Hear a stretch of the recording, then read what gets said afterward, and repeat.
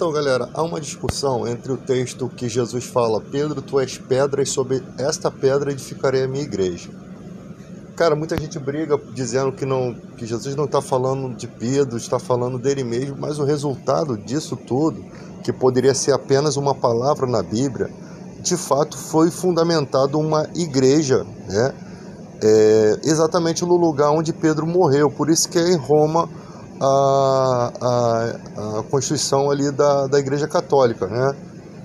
E devemos lembrar que os erros cometidos por todas essas igrejas são erros cometidos uma época vitoriana, uma época difícil, uma época onde as pessoas não sabiam nem tomar banho, não sabiam o que era higiene. Com certeza, em épocas assim, haveria muita dificuldade para se compreender. Engraçado que os romanos, no ano ali por volta do ano 4, né, ano 10, ano 30, né, nas épocas dos discípulos, eles tinham uma certa forma de higiene, né? E o Brasil, que foi descoberto lá para 1500, né, passou por todas essas eras de sujeira. Os nossos reis não tomavam banho. Então, olha a diferença de culturas, né? A era vitoriana, os anos 1700, 1800, essas eras onde havia muita sujeira, muita coisa, muita doença, né? E outros países também, como a Inglaterra, lá, aquele rio lá que desembocava toda a sujeira do povo, causando um monte de doenças, né? A cólera. Então, a gente percebe que, de fato, a Igreja Católica ela cumpre essa palavra. Por quê? O que é a Igreja Católica hoje? Vamos fazer uma comparação aqui. O que é a Igreja Católica hoje? A Igreja Católica, simplesmente o Papa fala uma coisa em rede nacional e milhões de católicos que estão em países em guerra conseguem mover a opinião pública. Porque qualquer político que esteja naquele país que tem um público enorme de católicos, ele vai ter um certo receio de fazer aquilo de fato como eles gostariam de fazer. Porque eles têm eleitores católicos que não vão aprovar aquilo. Então é uma forma de neutralizar governos, tá? Então, de fato, a gente que é evangélico vai ver o catolicismo como de uma forma errada, de uma forma descontextualizada, né? Adoram imagem, fazem isso, fazem aquilo, e Deus está operando com tudo isso, cara. E Deus está movendo com tudo isso, porque Deus age por meio de todos. Está na Bíblia, Deus age por meio de todos. Vocês nunca leram isso escrito? Está bem pequenininho lá, Deus age por meio de todos. Lá na questão de Faraó, Deus devolveu a Faraó o que Faraó fez, o que os faraós do Egito fizeram lá no princípio, quando eles mataram os primogênitos, que quase Moisés foi de ralo. Mas em todo momento Deus estava ali mostrando, combatendo os deuses de Faraó. A idolatria, o combate de Deus era contra a idolatria. Essas histórias não vão ser lembradas hoje, porque o povo hebreu ficou 400 anos escravizado. E não vai se relatar histórias de escravo. Possivelmente nunca viram uma pirâmide, né? Porque eu nem sei se já tinham sido construídas naquela época, e também o local onde ficavam devia ser muito distante. E eles, como escravos, não tinham direito a ficar andando por aí, né? Se tem poucos relatos sobre aquelas histórias dos caras que eram os principais, imaginando um povo que foi escravo, e ainda mais contar a história de que o povo causou todo aquele problema para o faraó da Ramsés da época, né? Então, talvez a gente consiga alguma coisa na arqueologia, mas é muito raro. É como se fosse uma fagulha no meio do deserto ali, né? Um grão de areia no meio do deserto. Então, cara, a gente tem que entender que do lado de cá, vamos falar do lado de cá, né? Julgar os de dentro, não os de fora. Como é que está a nossa igreja aqui evangélica? Um monte de pastores envolvidos com bancada da bala, com grileiros de terra, fazendo leis, votando contra o trabalhador, votando a favor aí, votando contra a isenção do imposto de R$5.000 do governo. Assim está a comunidade evangélica, supostamente evangélica, né? evangélica, dentro da política, sujos e mal lavados. Essa é a realidade. Esses são os nossos representantes, os nossos papas. Nós não temos um representante mor, né? Pelo menos disso a Igreja Católica acerta, porque se o padre estiver fora daquela liturgia, né? Daquela liturgia deles, é tirado. Não importa se o cara fala bem, argumenta bem, ele é tirado, né? Se ele não obedecer ali os bispos lá da igreja, os juramentos que eles fizeram ao representante, se o representante está vendo que o cara está saindo da liturgia da igreja e se envolvendo em outras coisas, ele é expulso, simples assim. E o Papa nem fica sabendo. Porque há ali uma organização eclesiástica que tem que seguir a cartilha deles. Aqui do nosso lado é uma bagunça, não tem cartilha. Não tem cartilha, cada um segue o que quer, prega o que quer, fala o que quer, cobra o dinheiro que quer. É uma bagunça, cara. É uma bagunça. E com tudo isso nós vamos sobrevivendo. Tentando consertar daqui, dali. É um monte de doido dentro da igreja, fanáticos. É um monte de loucura, cara. É loucura. Gente que não tem ideia do que fala, do que prega. Tem a fase da imaturidade e tem gente que sempre vai ser aquele lunático na igreja. Sempre vai ser. Então, e ainda querem brigar contra outra religião. Entenda uma coisa: as pessoas têm o direito de crer naquilo que elas querem. Não cabe a nós ficar ali discutindo, debatendo. Isso nunca foi um atributo do Evangelho. A única vez que Paulo chegou para falar alguma coisa, né, de determinada religião, foi quando o Evangelho já foi colocado para aquelas pessoas. Ou seja, o Espírito Santo conduziu Paulo até um certo lugar. Paulo não ia para qualquer lugar, tá? O Espírito Santo, ele às vezes queria ir para um lugar, o Espírito Santo mandava ir para o outro. Quando chegava lá, a palavra era ministrada, Deus mandava: vai lá que eu vou te guardar, que vai ser assim, assim, assim. Paulo pregava. A partir dali, ele não chegava e falava: seus deuses são lixo, são isso, são aquilo. Ele falava que Deus está trazendo a palavra para vocês largarem essas práticas pagãs. Mas ali, quando a verdade já tinha sido revelada. Agora, quando Paulo, por acaso, uma mulher que o atormentava, que tinha um espírito de adivinhação, toda vez que ele tentava sair na surdina, a mulher achava ele e começava a proclamar que ele estava fazendo ali. E quando ele expulsou o demônio daquela mulher, ele arrumou um problema sério. Evangelho traz problema. Os caras que ganhavam dinheiro com aquelas adivinhações daquela mulher, porque ela era uma adoradora de um templo, né? Uma representante de um templo, não sei se era da deusa Diana, e os caras faziam nifes de prata e vendiam, ganhavam lucro em cima daquele dom daquela mulher, que era, na verdade, uma manifestação maligna que trazia aquelas revelações para ela, né? São dons de adivinhação. Isso tem, tá? Esse pessoal que lê a mão aí, tem uns que tem esse dom. A pessoa segura com a unha no teu braço aqui e fala tudo da tua vida. E ela agarra no braço da pessoa, que não deixa nem a pessoa sair. Aí a pessoa é levada pela emoção, porque a pessoa está dizendo um monte de verdade e acaba dando dinheiro acreditando naquilo. E aquilo não é de Deus. É assim? Como é que Deus te agarra pela mão, te aperta você para te dar uma revelação? Como assim, gente? Então as ações você percebe que não é nada natural, né?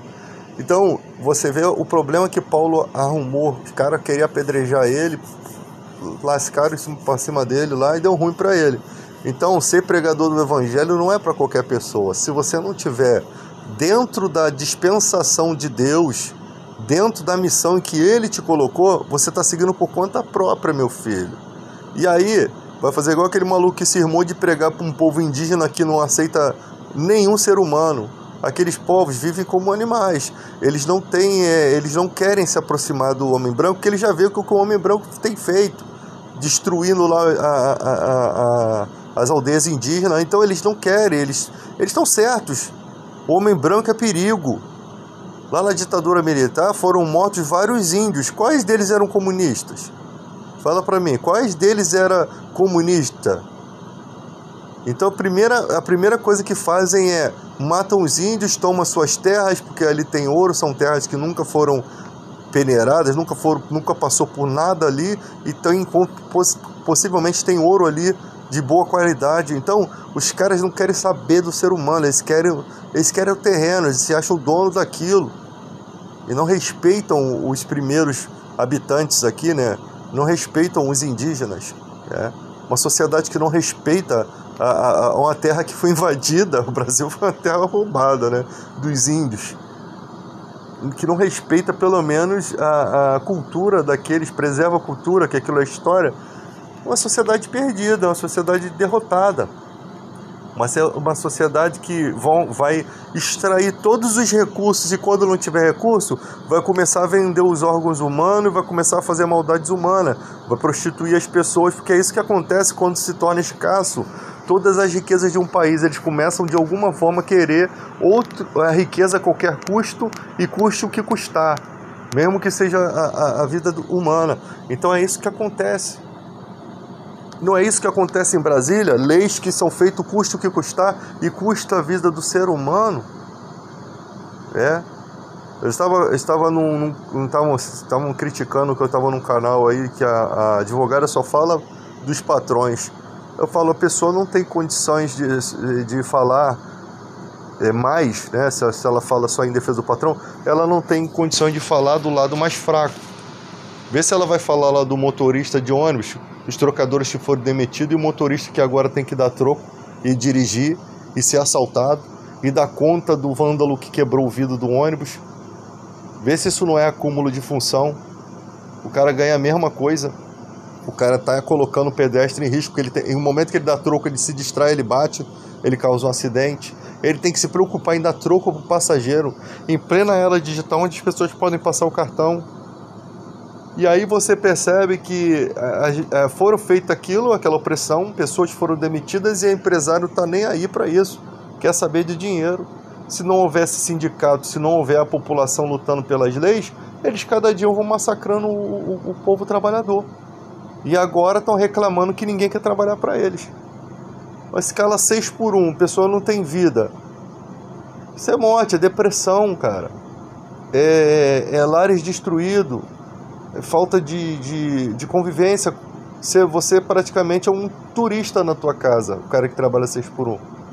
Ainda mais se ele trabalha longe, ele passa boa parte do tempo dele dentro de uma condução cheia, sofrendo, cansado, vai de manhã cansado, volta de noite cansado, é cansaço sobre cansaço. Se a gente não lutar, se a gente abaixar mais, vão montar em cima da gente, vão fazer a gente de burro. Então, sem tempo para nada, foi assim que eles mantiveram essa escala funcionando aí por tanto tempo. Agora, com os R$600 que o governo está dando, o que o cara faz? Ele pega os 600 e vai para o trabalho informal. Eu vou ficar trabalhando para ganhar R$1.400 para os outros, 30 dias. Eu pego os 600, pago o meu aluguel e vou para o trabalho informal. Eu estou movendo a economia de qualquer forma.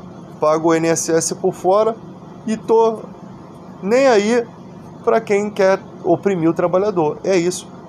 Agora esses daí vai ter que vir trabalhar com a gente CLT para eles experimentar para ver o que é bom. Porque tem um monte desses daí que só são um CLT melhorado, que pega o outro para explorar e às vezes nem assina carteira. Então, evangelho também é justiça social.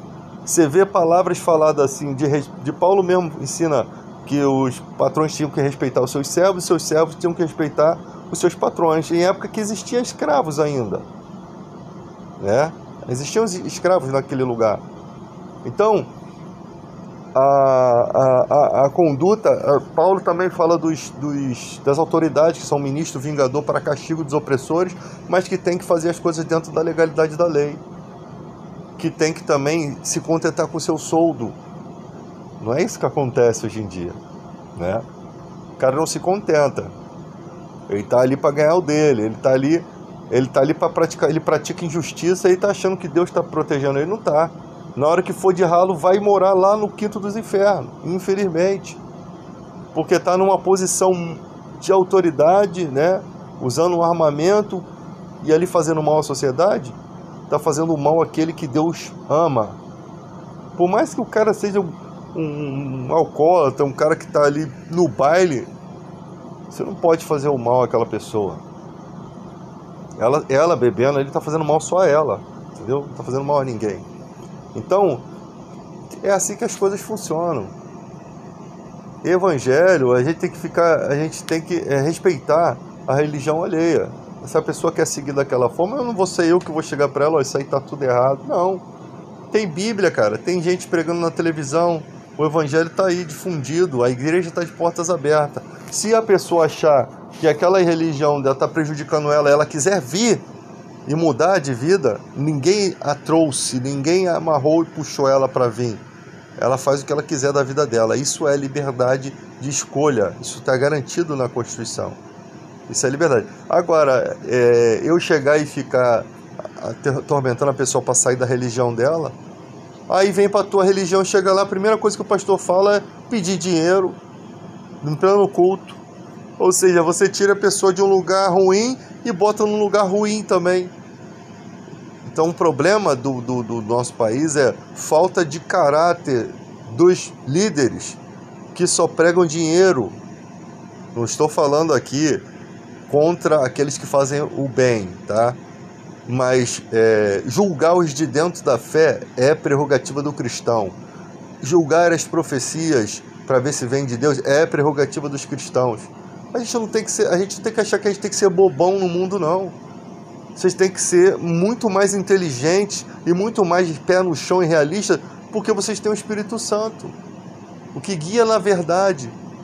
Quantos confrontos, quantas vezes Paulo, que foi um perseguidor da igreja, cara, ele confronta Pedro, porque Pedro se tornou repreensível. Quando a gente estava lá conversando com as pessoas e tal, e chegou os da circuncisão, Pedro se afasta. Ou seja, hipocritamente, ele sai do meio daquele povo, que era um povo que andava fora da lei, né? Um povo pecador, mas Jesus sempre sentou para comer com aquele povo, né? Mas quando veio os da circuncisão, os ligados ao judaísmo, o Pedro veio, espera aí, os meus amigos estão vindo aí, os judeus, meus amigos estão vindo aí, deixa eu sair daqui rápido antes que eles me vejam. E aí Pedro vem e dá a lapada. Como é que você, vivendo como gentio, quer ensinar o cara a viver na lei? E começou a falar um monte de coisas para Pedro. E um cara que perseguiu a igreja, irmão, credencial que Deus dá, quem pode tirar, mano? E foi uma lapada, e Pedro não ficou chateado com isso, não. Na hora deve ter ficado vermelho de vergonha, né? Mas Pedro falava que Paulo falava coisas difíceis de se compreender, mas que outros distorciam, né? Então não há essa inimizade quando você é repreendido, quando você percebe que realmente o que você está fazendo é uma atitude hipócrita. E ele ainda colocou no livro ainda para fazer a fofoca do que aconteceu, para que a gente entenda, como funciona o evangelho, que não tem essas paradas de que eu sou pastor, sou irrepreensível, você não tem direito de me repreender que você é obreiro. Negativo, o Espírito Santo é o mesmo, o mesmo que está no pastor, está no membro da igreja menorzinho, e é assim que funciona.